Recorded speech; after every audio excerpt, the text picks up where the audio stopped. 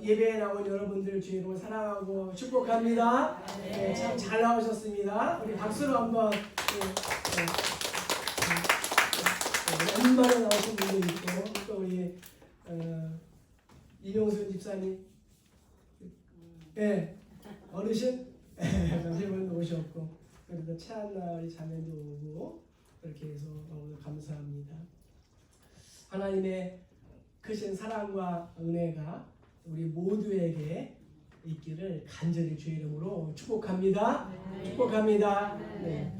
온 가족이 함께 또 예배할 수 있어서 진심으로 감사합니다. 오늘 성령 강림 주일을 맞이하여 코로나19로 또 온라인과 또 오프라인으로 예배를 드렸던 또 한국 교회의 예배의 또 회복의 날입니다. 2020년을 시작한 지 얼마 되지 않아 코로나19가 지구촌의 삶에 커다란 변화를 가져온 것 같습니다. 그러나 위기 속에 또 기회가 있다고, 또 이 위기를 통하여 하나님의 능력을 또 경험하는 또 반전의 그러한 또 계기가 될 줄로 믿습니다. 한국교회와 성도들의 정말 이 성령의 역사하심으로 다시 한번 또 하나님을 사모하고 또 예배를 또 사모하여 초대교회 또 처음 사랑으로 우리가 돌아가는 그러한 계기가 되기를 간절히 소망합니다. 우리 교회도 2020년을 시작하면서 신약성경 통독 또 부흥회를 또 했고, 또 부활절을 앞두고 한 달 동안 말씀 금식 기도운동을 했고, 코로나19 기도의 시간을 또 개인별로 또 가정별로 이렇게 했습니다. 성령 강림 주일을 맞이해서 오순절 불같은 성령의 충만한 역사하심으로 한국교회와 또 우리 교회와 또 성도들의 예배가 또 회복되고, 또 가정경제, 또 기업, 경제도 살아나는 은혜가 있기를 간절히 소망합니다. 스펄전 목사님은 이런 말을 했습니다. 성령이 함께 하시지 않는 조직체는 동력이 끊어진 다각관과 같다. 철저하게 또 정통적이며 성경적인 표준을 따르는 교회라 할지라도 또 위로부터 주어지는 성령의 능력을 받지 못한다면 비를 뿌리지 못하는 구름처럼 아무런 쓸모가 없다라고 했습니다. 또 바울도 하나님의 나라는 말에 있지 않고 오직 능력에 있다라고 말씀했습니다. 우리 기독교는 생명의 종교요, 말씀의 종교요, 또 기도의 종교이며 성령께서 역사하시는 그러한 종교인 줄 믿습니다. 그렇습니다. 오늘 본문은 마가 다락방에 역사한 성령 강림 사건을 기록하고 있습니다. 예수님이 승천하신 후 오신 이 성령 강림을 통하여 우리 함께 은혜를 받고 결단하는 그러한 시간이 되기를 간절히 소망합니다. 자, 그럼 먼저 우리 1절부터 3절까지 한번 성경을 다 같이 한번 읽어보겠습니다. 자, 시작. 오순절 날이 이르되 그들이 다 같이 한 곳에 모였더니 오늘이 하늘로부터 급하고 강한 바람 같은 소리가 있어 그들이 앉은 온 집에 가득하며 마치 불의 혀처럼 갈라지는 것들이 그들에게 보여 각 사람 위에 하나씩 임하여 있더니. 아멘. 성령 강림은 온 인류가 그리스도 안에서 하나로 회복되는 역사적인 사건이었습니다. 오순절은 이렇게 얘기하고 있습니다. 한번 띄워주세요. 오순절은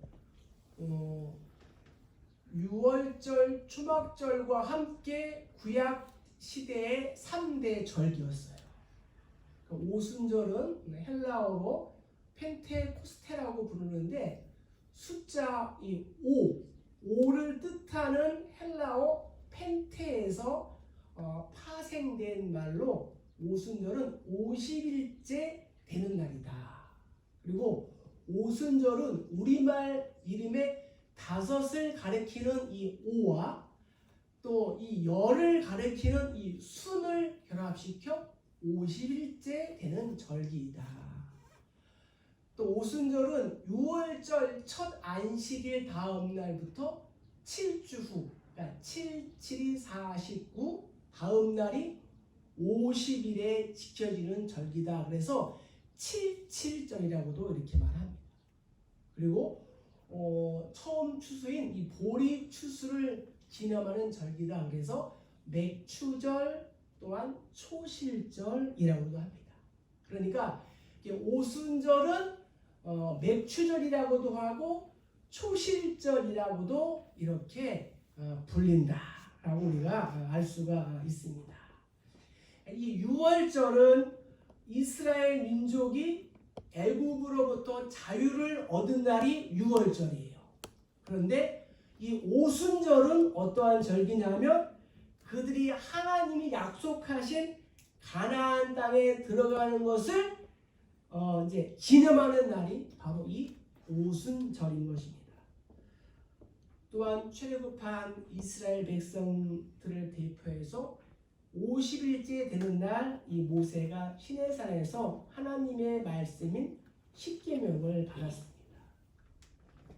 신약시대에 와서는 성령이 강림하였다고 해서 성령 강림 주일이다 라고 이렇게 우리가 지키고 있습니다. 그래서 이 오순절은 농업적인 배경으로는 추수를 통한 기쁨의 수확을 나누는 날인 동시에 역사적 배경으로는 성령의 역사로 하나님의 구별된 언약의 백성이 된 날이다 라는 것을 기억하시기를 주의 이름으로 축복합니다. 그래서 이 성령 강림은 요엘 선지자가 먼저 예언을 하였고 또 예수님께서도 성령께서 오실 것을 제자들에게 말씀하셨습니다. 그래서 예수님 승천하신 후에 120명의 사람들이 마가의 다락방에 모여서 약속된 성령을 기다렸습니다. 그런데 그들은 막연하게 성령을 기다리는 것이 아니라 한 곳에 모여서 마음을 같이하여 기도했다라고 성경을 기록하고 있습니다. 그리고 이 성령 강림은 이 제자들의 삶에 있어서 커다란 분수령이었습니다. 그들의 삶이 변화되는 터닝 포인트였고, 그래서 이전에 겁쟁이가 아닌 전혀 다른 모습의 사람으로 태어나는 그러한 계기가 되었습니다.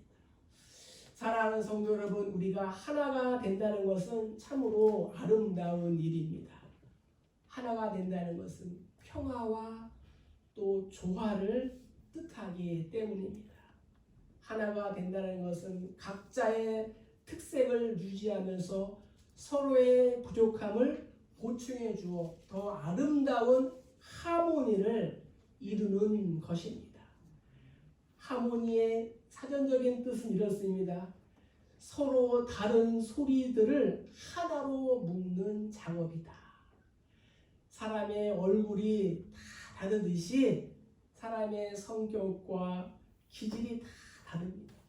그래서 상대가 자기와 다르다고 불평하거나 또한 자신과 같아지기를 바라는 것은 잘못된 것이죠. 우리 가정에서 예를 들어서 치약을 짤 때 어떤 사람은 어떻게 해요? 치약을 끝에서부터 짜는 사람이 있습니다. 그러나 또 다른 사람들은 어떻게 짜요? 안 그런 척하고 있네. 가운데를 푹 짜서 쓴다는 거예요. 그런데 그 치약을 가운데를 푹 눌러서 짜든 아니 밑에서부터 이렇게 똘똘똘 말아서 짜든 그게 치약 짜는 게 틀린 거예요? 다른 거예요? 네, 다른 겁니다. 다른 점을 서로 이해하고 수납하고 용납해서 하모니를 이루어야 합니다. 전도서 기자도 한 사람이면 패하겠거니와 두 사람이면 맞설 수 있나니 세 겹줄은 쉽게 끊어지지 아니한다 라고 이렇게 말씀하였습니다.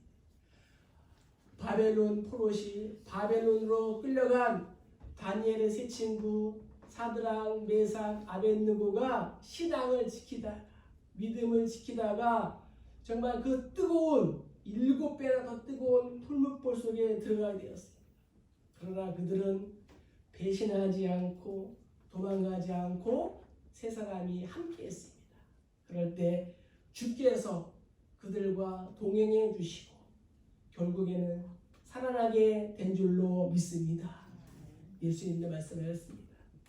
볼지어다 내가 문 밖에서 두드리고 누구든지 내 음성을 듣고 문을 열면 내가 그에게로 들어가 더불어 먹고 그는 나와 더불어 먹으리라 말씀하고 있습니다. 사랑하는 성도 여러분, 성령 강림주의를 맞아요.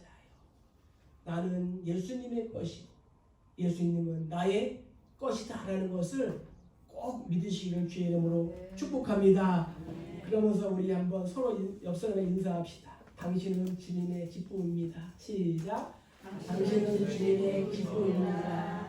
그렇습니다.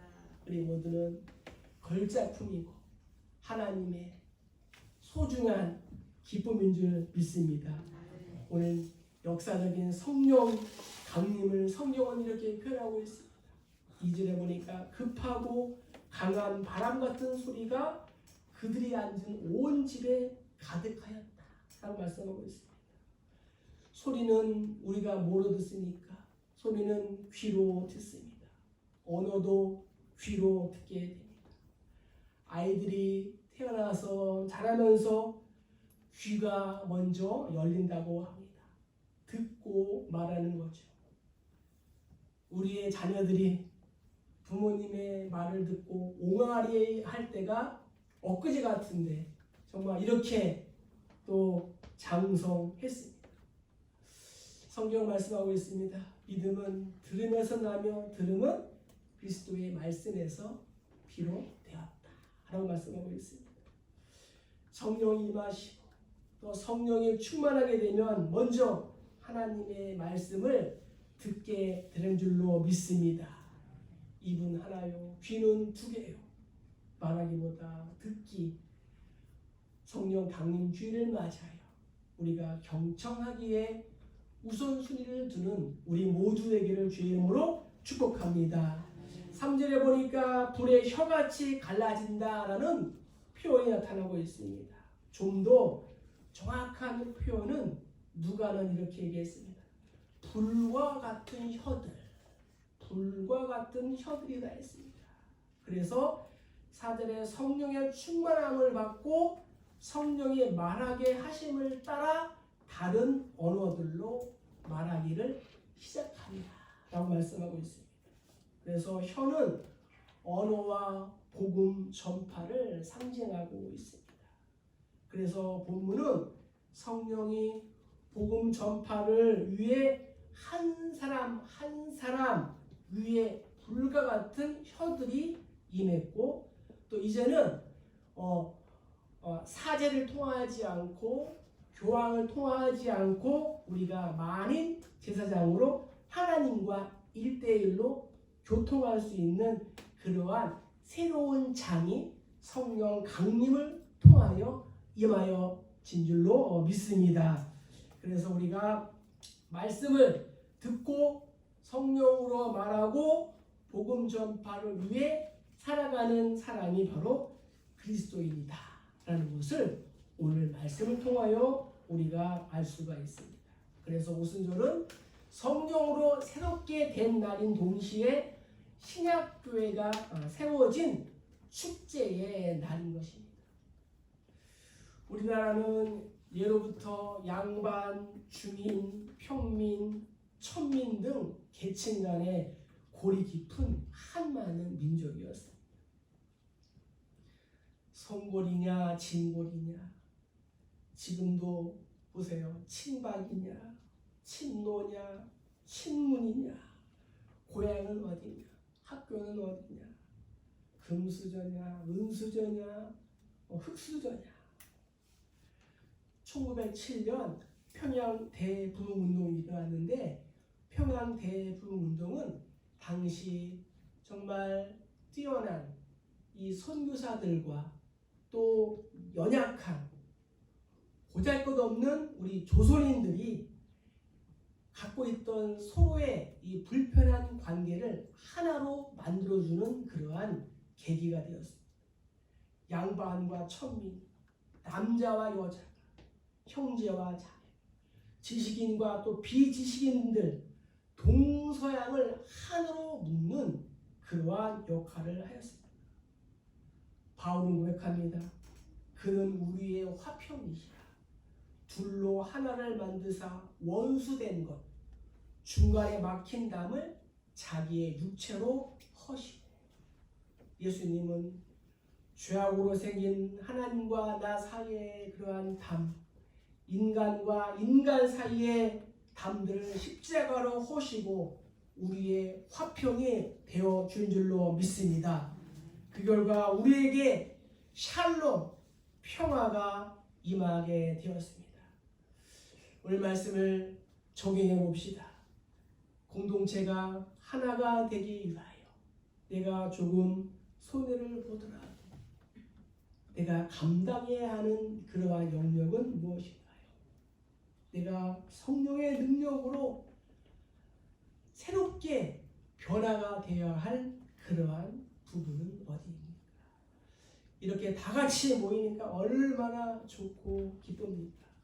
성령 강림절을 계기로 해서 나의 말과 행동이 성령으로 충만하고 또 새롭게 되어서 아름다운 공동체를 만들어가는 우리 모두 되기를 주의 이름으로 간절히 축복합니다. 자, 두 번째 우리 7절과 8절을 한번 읽어보겠습니다. 자, 시작. 다 몰라 신기하게 여기는데 우리가 우리 각 사람이 나고 네, 요한복음 14장 26절에 보면요, 보혜사 곧 아버지께서 내 이름으로 보내실 성령 그가 너희에게 모든 것을 가르치고 내가 너희에게 말한 모든 것을 생각나게 하리라. 이 성령 강림 사건을 통하여 이 복음에는 두 가지의 반응이 있음을 오늘 본문을 통하여 우리가 알 수가 있습니다. 예수님의 제자들도 예수님이 성령 강림에 대하여 말씀하실 때 잘 이해하지를 못했어요. 그러나 성령이 임하시자 그들은 영적인 이 비밀에 대한 깨달음을 얻게 되었습니다. 그들의 귀와 입이 새로워졌습니다. 이를 통하여 언어가 바뀌게 되었습니다. 북쪽 갈릴리 어부였던 베드로가 설교할 때 베드로는 구약 성경을 인용하여 담대하게 복음을 증거할 수 있었던 것도 성령이 충만했기 때문이었습니다. 그런데 흥미로운 사실은 오늘 본문에서 사람들의 반응은 두 가지로 상반하게 나타난다는 것입니다. 한 부류는 11절에 보니까 우리가 다 하나님의 큰 일을 말함을 듣는도다 하면서 놀라며 기이하게 여겼습니다. 그러나 또 다른 부류의 사람들은 13절에 저희가 새 술에 취하였다 하면서 조롱을 하고 비난을 한 것입니다. 그렇습니다. 이 동일한 사건을 두고도 사람들의 반응은 아주 상반되게 나타나게 되는 것입니다. 저희가 다 북쪽 갈릴리 사람들이 아니냐. 북쪽 갈릴리는 일반적으로 교육의 혜택을 제대로 받지 못한 지역이었습니다. 그래서 이 나다나엘도 빌립에게 말했습니다. 갈릴리에서 무슨 선한 것이 날 수 있느냐 이렇게 반문하지 않았습니까? 창세기 11장에 보면은 하나님께서 온 땅의 언어를 혼잡하게 하시고 그들을 온 지면에 흩으셨습니다. 성경은 이것을 바벨탑 사건이라 말씀하고 있습니다. 바벨탑 사건을 통하여 하나님은 교만한 인간의 언어를 흩으셨습니다. 그래서 언어에 따라 민족들이 흩어지게 되었고 갈라지게 되었고 언어의 혼란 속에서 불통으로 인한 아픔으로 살게 되었습니다. 그러나 하나님은 오순절 성령 강림 사건을 통하여 이 바벨탑의 저주를 회복하셨습니다. 말씀을 듣게 하시고 또 언어가 바뀌게 하신 하나님은 모든 민족들을 새로운 질서 속에서 하나가 되게 하셨습니다. 그래서 이 성령 강림은 인간의 죄악과 교만으로 인하여 바벨에서 흩으신 언어를 새롭게 하신 날입니다. 오늘 본문에 보니까 분명 이 성령의 역사를 보면서도 부정적이고 조롱하는 사람들의 수가 상당수였습니다. 왜 그랬을까요? 그들에게 보는 믿음이 없었기 때문에. 성경은 말씀하고 있습니다. 믿음이 없이는 하나님을 기쁘시게 하지 못하나니 하나님께 나아가는 자는 반드시 그가 계신 것 또한 그가 자기를 찾는 자들에게 상 주시는 이심을 믿어야 할지니라. 이 본문을 통하여 우리가 알 수 있는 것은 복음이 전파될 때 어떠한 사람은 받아들이며 그러나 어떠한 사람은 조롱하고 배척한다는 것을 알 수가 있습니다. 우리가 복음을 전하면 모든 사람이 받아들이지 않습니다. 그렇다고 모든 사람이 배척을 하지도 않습니다. 이것은 모든 시대에 동일하게 나타나는 현상이에요. 왜 이러한 현상이 나타날까요? 그것은 하나님의 작정입니다. 하나님은 인류 가운데 어떤 사람은 구원하시고 어떤 사람은 버리기로 작정하셨습니다. 이것은 마치 하나님이 야곱을 택하시고 에서를 버리신 것과도 같습니다. 물론 우리는 하나님께 하나님 왜 이렇게 하셨습니까? 라고 따질 수가 없어요. 왜냐하면 하나님은 만물의 주관자이시고 우리는 피조물이고 마땅히 죽어야 할 그러한 사람들이기 때문입니다. 그러므로 오늘 성령 강림주일을 맞이하여 우리가 할 일은 사람이 듣든지 안 듣든지 항상 복음 전파에 최선을 다하고 복음을 전해들은 사람들을 위하여 기도해 줘야 할 줄로 믿습니다. 독일의 나치당의 괴수였던 이 괴링이라는 사람이 있습니다. 2차 대전 후에 그 전범 재판을 받고 이제 사형 집행을 받기 위해서 형장으로 끌려가게 되었습니다. 그가 말한 한 가지 소원은 이거였습니다. 내 어린 딸을 교회로 데려다 주세요. 그는 아버지가 없는 딸을 돌볼 수 있는 곳은 교회, 즉 예수님밖에 없다고 생각을 하였던 것입니다. 이처럼 교회는 중요한 곳이며 또한 교회를 세우는 것은 하나님의 뜻이며 하나님의 영광을 돌리는 일입니다. 그래서 이 성령 강림은 수학의 날인 동시에 교회의 생일이며 또한 우리가 새롭게 사명을 받는 그러한 날입니다. 바울은 고백합니다. 그런즉 누구든지 그리스도 안에 있으면 새로운 피조물이라. 이전 것은 지나갔으니 보라 새 것이 되었도다. 성령 강림으로 우리가 새롭게 되었으니 이제는 땅의 사람이 아닌 하늘의 사람으로 살아가기를 주의 이름으로 축복합니다. 말씀을 적용해 봅시다. 성령 강림을 통하여 성령으로 충만하고 사명자가 된 내가 복음을 전해야 할 곳은 어디입니까? 누구에게 예수님의 복음을 전해 주어야 하겠습니까? 성도의 본분은 복음을 듣든지 안 듣든지 복음 전파에 최선을 다하고 복음을 들은 사람들을 위하여 기도해야 될 줄로 믿습니다. 성령으로 충만한 초대교회는 어떠한 교회였을까요? 또 우리 교회는 어떠한 교회가 되어야 할까요? 우리 마지막으로 성경 12절과 13절을 한번 읽어보겠습니다. 자, 시작. 다 놀라며 당황하여 서로 이르되 이 어찌 된 일이냐 하며 또 어떤 이들은 조롱하여 이르되 그들이 셋을 취하였다. 아멘. 성령 강림주의를 맞이하여 교회는 세상 사람들에게 거룩한 충격을 주는 존재가 되어야 합니다. 세상 사람들에게 거룩한 충격을 주는 일은 무엇일까요? 그것은 바로 사랑과 의와 선을 행하는 것입니다. 사랑과 의와 선을 행하는 것. 세상의 논리는 이렇습니다. 자기에게 해를 끼치는 자에게 복수를 합니다. 이것이 세상의 상식이고 세상의 방법입니다.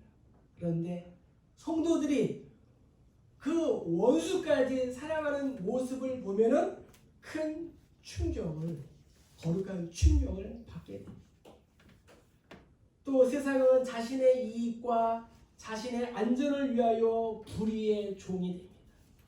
그러나 성도는 손해를 볼지라도 불의를 미워하고 의를 행합니다.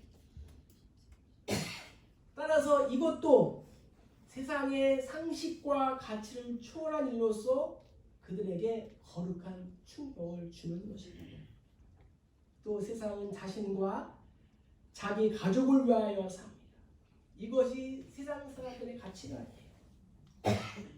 그러나 성도는 자신보다도 우선적으로 이웃을 돕는 선을 행합니다.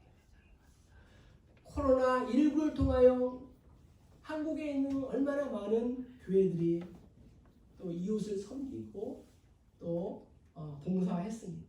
그럴 때 세상은 놀라고 거룩한 충격을 받게 됩니다. 죄악과 불의가 넘치는 세상에서 사랑과 의와 선을 행하는 교회와 성도를 보면서 세상은 거룩한 충격을 또 거룩한 감동을 받게 되는 것입니다. 기독교가 세워진 지 불과 300년도 지나지 않아 로마까지 정복하여 세계적인 종교가 된 그러한 배경에는 초대교회 성도들의 거룩한 사랑과 의와 선행이 가장 큰 영향을 주었습니다. 바라기는 불신자들이 나를 보고 거룩한 충격과 거룩한 감동을 받게 하시기를 축복합니다. 그야말로 그래야지 상대방이 마음의 문을 열고 또 우리가 복음을 전해도 그들이 받아들일 수가 있는 것입니다. 이 코로나19로 어려운 이때에 정말 교회가 성령의 능력으로 힘입어서 정말 이 무지하고 완악한 세상을 살아가는 이웃들에게 정말 그들의 마음을, 그들의 또 삶을 또 흔들어 놓을 수 있는 거룩한 또 감동을 줄 수 있는 그런 사랑의 원자탄들이 되시기를 주의 이름으로 축복합니다. 예수님 말씀하셨어요. 너희가 너희를 사랑하는 자를 사랑하면 무슨 상이 있으리요? 세리도 이같이 하느니라. 너희가 너희 형제에게만 무난하면 남보다 더하는 것이 무엇이냐? 이방인들도 이같이 아니하느냐라고 말씀하고 있습니다. 그래서 오늘 성령 강림주의를 맞이하여 7가지로 간단하게 초대교회는 어떠한 교회였고 또 우리 교회는 어떠한 교회가 되어야 할까? 한번 읽어봅시다. 자, 첫 번째 어떤 교회였어요? 잘 모이는 교회였다. 두 번째는 성령 충만한 교회였다. 세 번째 행함이 있는 교회였다. 네 번째, 전도하는 교회였다. 네? 합력하는 교회였다. 섬기는 교회였다. 열정 있는 교회였다. 많이 있지만 다 설명하려면 시간 많이 부족하니까 제가 간단하게 이제 말씀드리겠습니다. 잘 보이는 교회. 그러니까 오순절이 이름에 저희가 어떻게 해요?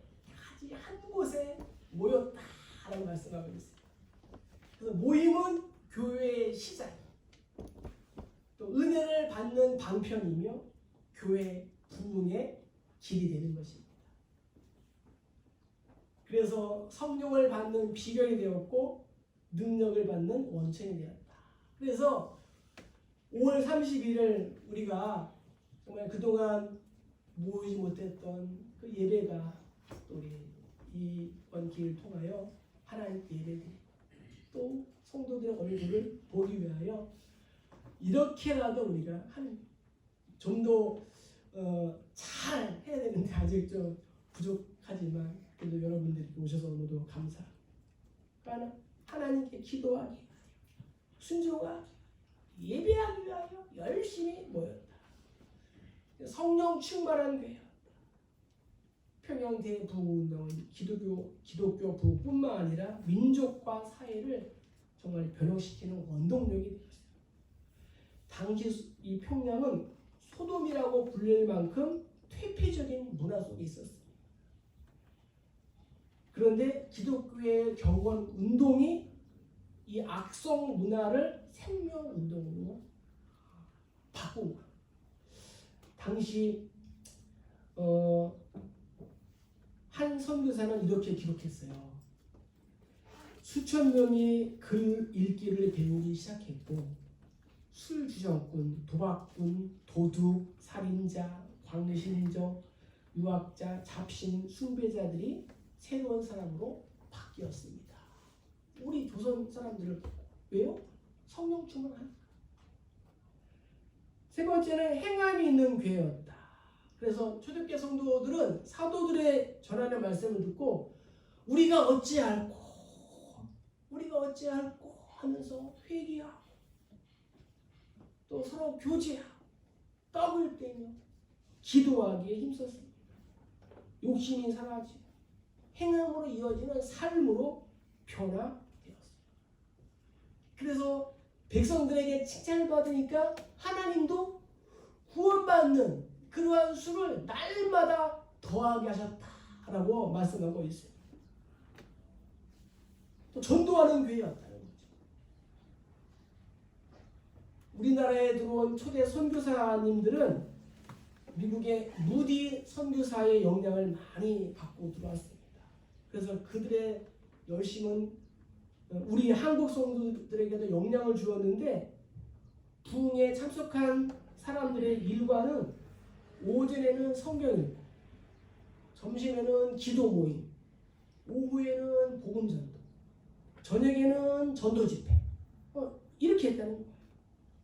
그래서 교회의 우선순위는 복음 전파에 있다.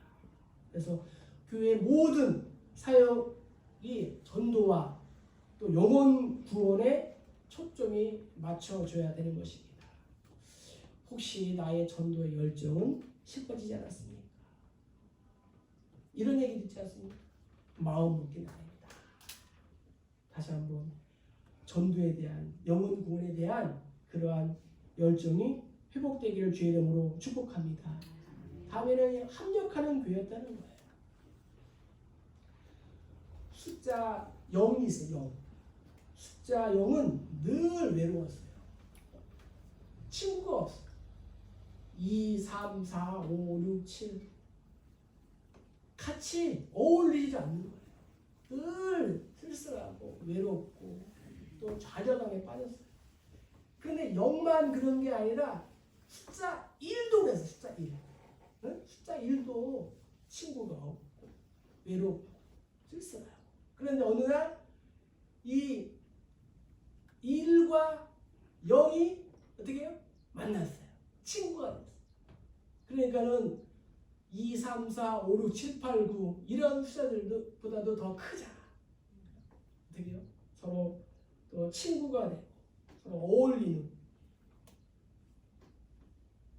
그래서 지금까지 무시했던 숫자들이 모여서 또 친구가 되었습니다. 그래서 아무리 약하고 또 보잘것없는 존재랄지라도 우리가 뭉치고 또 합하면 큰 힘을 발휘하게 될 줄로 믿습니다. 예수님의 보잘것없고 연약한 정말 북쪽 갈릴리 출신인 11명이 정말 오늘의 이 기독교를 또 이루게 된 줄로 믿습니다. 다음에는 섬기는 교회였다.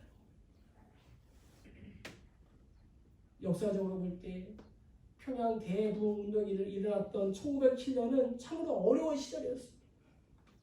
1905년에 을사보호조약이 체결되었고 1910년에는 한일합방이 일어났습니다. 이러한 소용돌이 속에서도 하나님은 나라의 독립을 위하여 일할 수 있는 성령 충만한 지도자들을 배출했습니다. 그 결과 1919년 3월 1일 독립만세 운동까지도 이어지게 되었는데 독립선언서를 쓴 33명 중에 17명이 이 기독교인인 줄 믿습니다. 이런 점에서 코로나19로 아파하는 올해는 우리 교회와 성도들이 또 이웃을 섬길 수 있는 또 서로의 기회가 되는 것입니다. 마지막으로는 열정이 있는 교회였다. 예수님의 제자들 예수님이 붙잡혔을 때 다 하나같이 도망갔지만 성령의 충만함을 받자 어떻게 됐어요? 부활의 소식을 담대하게 전했습니다. 도망치지 않아요. 죽음도 불사하고 그래서 순교자 스데반 집사님이 떠나고 또 야고보를 비롯한 제자들이 다 복음을 위하여 순교를 하게 되었습니다. 평양 대부흥운동 당시 그 집회에 참석한 사람들 중에는 300리 이상을 걸어온 사람들이 있다는 거예요. 100km가 넘게 교통비, 숙박비 등도 다 본인이 부담을 했고 당시 북쪽은 또 얼마나 추웠어요. 수십 도가 떨어지는 그러한 날씨 속에서도 산과 들을 지나서 왔다고 합니다. 또한 보통 2주 정도 이러한 집회가 열렸는데 그 집회를 어떻게 지켰는지 이렇게 기록하고 있습니다. 이곳에서 그리스도인이 되려면 무언가 대가를 치러야 한다. 그 한 가지가 주일 성수이다. 당시에는 5일장이 섰어요. 그래서 매 5일마다 장이 서는데 장사를 하지 않고 성스러운 주일을 지킨다는 것은 수입의 7분의 1을 포기하는 거예요. 그래서 이웃의 조소와 조롱을 감내해야 할 뿐만 아니라 대정상으로 커다란 손실도 감수하는 것이다. 그럼에도 불구하고 어떻게 해요? 주일을 지켰다는 거예요. 나는 주일을 지키기 위하여 어떠한 대가를 치르고 있습니까? 열정이 있는 갈급한 심령으로 예배를 드려야 합니다. 주일 예배, 또 이제 수요 예배, 금요 예배, 또 새벽 기도회, 성경 공부, 또 다양한 모임들이 시작될 터인데 예수님은 열매를 보고 그 사람을 안다고 하셨습니다.